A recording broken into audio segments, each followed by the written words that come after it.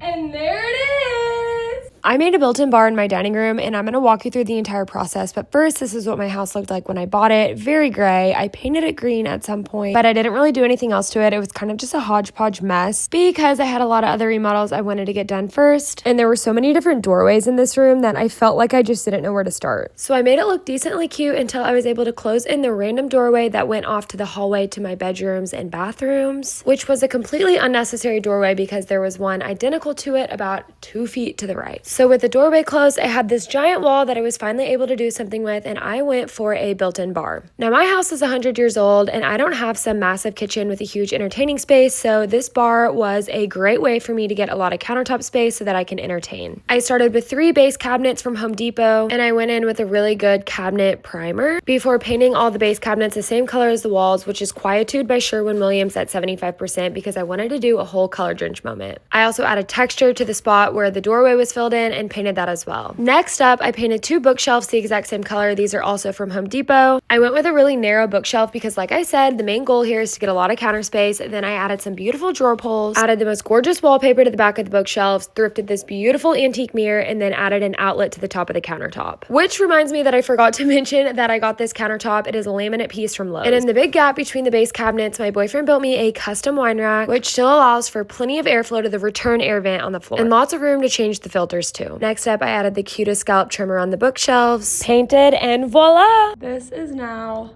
the prettiest, most useful room in my entire house. There's so much counter space for hosting, and I love it. So I would say that closing in that doorway was definitely the right call, and I absolutely love the way everything looks. We still obviously need to add baseboards to the bottom of the cabinets, but I'm too excited to hold off on showing y'all, but I think it's perfect.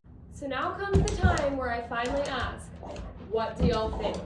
There, come on, man.